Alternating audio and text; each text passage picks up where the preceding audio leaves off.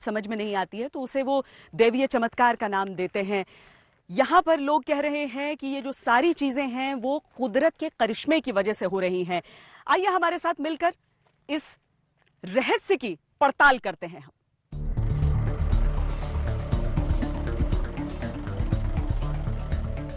अद्भुत मैनपाट में अब तक हमारा सामना कुदरत के 3 रहस्यों से हो चुका था। पहला, उल्टा पानी। दूसरा, चढ़ाई पर अपने आप गाड़ी को खींचने वाली चुंबकीय सड़क। और तीसरा, इंसान को आकाश में अपने आप उछालने वाली अद्भुत जलजली जमीन। हम ये जानना चाहते थे कि क्या इन तीनों का आपस में कोई रिश्ता है। क्या मैनपाट की अद्भुत घाटी में ही कुछ ऐसा है जो अद्भुत, अविश्वसनीय, अकल्पनीय है, या फिर विज्ञान यहाँ पर पूरी तरह से हार चुका है। सबसे पहले हमने जलजली की सच्चाई जानने की कोशिश की। हमने ये जाना कि जमीन का इतिहास क्या है। जमीन का ये रूप क्या बरसों से ऐसा ही है, या फिर हाल फिलहाल में किसी भौगोलिक कारण से जमीन ने अपनी मूल प्रवृत्ति को छोड़कर ऐसा रूप अख्तियार कर लिया है।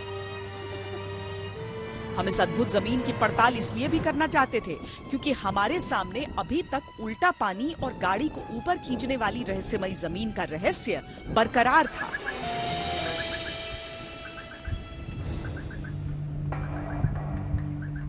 इन तीनों रहस्यों की गहराई में जाने के लिए हमने भूवैज्ञानिकों से संपर्क साधा। जलजली जमीन को लेकर जो उनकी थ्योरी है, आइए हम पहले वो समझते हैं। पहली थ्योरी यह है कि जलजली के आसपास जल स्रोत हैं जो समय के साथ ऊपर से सूख गए और अंदर जमीन दलदली रह गई। दूसरा, ये एक टेक्निकल टर्म लिक्विफैक्शन का उदाहरण है। वैज्ञानिकों के अनुसार लिक्विफैक्शन ये इशारा करता है कि यहाँ भूकंप जैसा प्रभाव भी आ सकता है। 1997 में जबलपुर में भूकंप आने के बाद होशंगाबाद नर्मदा के क्षेत्र में ऐसे दलदली क्षेत्र का निर्माण हुआ था। जमीन स्पॉन्जी है, जमीन ऊपर नीचे हो सकती है, वो वेव के अनुरूप हो सकती है, और ऐसी जगह हैं। सिर्फ यहाँ पर ही नहीं है, दुनिया में भी ऐसे जगह हैं, समुद्र में भी ऐसे जगह हैं। और समुद्र में जो जगह है वो पूरी तरह से फ्लोटिंग आइलैंड है।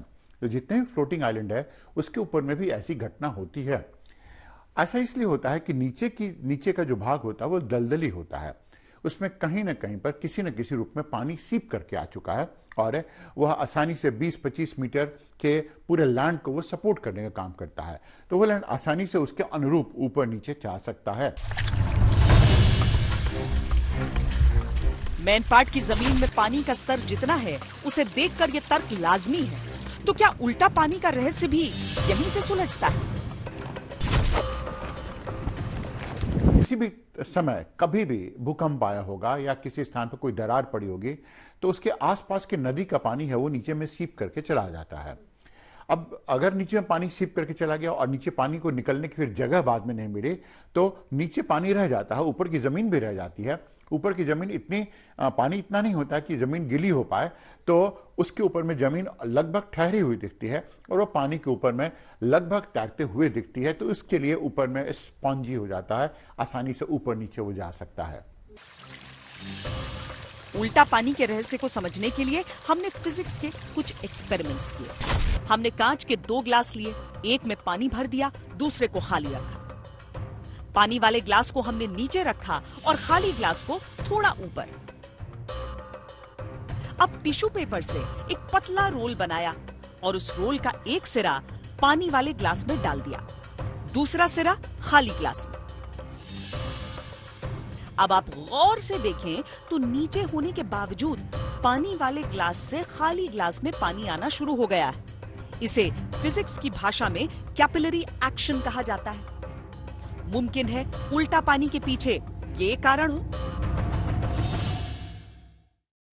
ऐसे तो जनरली साइंस में ऐसा नहीं होता कि ग्रेविटी के अगेंस्ट कोई काम करे। एक होता है कैपिलरी एक्शन, जैसे कि पेड़ों में पानी जाता है, अगर आप कैपिलरी में अगर पानी अगर ग्लास में भरते हो उसके थ्रू एक सक्शन होता है, उससे जा सकता है। लेकिन नॉर्मली कोई पानी एंटी ग्रेविटी नहीं होगा।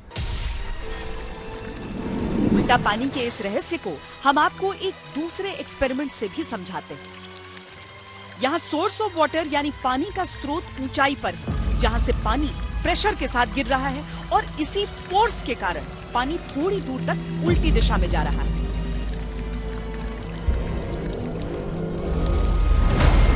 उल्टा पानी का जो स्रोत हमें नजर आ रहा है, मुमकिन है उसका असली स्रोत पहाड़ियों के नीचे से होता हुआ कहीं ऊंचाई पर हो, जिस कारण स्रोत से निकलने के बाद वो कुछ दूरी तक ऊपर की ओर पानी को जाने में मदद कर रहा हो सकता है उल्टा पानी के पीछे इन कारणों में से ही कोई वजह हो। पर चुंबकीय पहाड़ का क्या? क्योंकि यहाँ गाड़ी चलाने वाला हर एक व्यक्ति यही दावा कर रहा था कि पहाड़ मानो उसे ऊपर की ओर अपनी तरफ खींच रहे हों। दरअसल मैग्नेटिक हिल का ऐसा दावा केवल छत्तीसगढ़ के मैनपाट में नहीं, बल्कि हमने खुद इसे गुजरात के अमरेली में अनुभव किया था।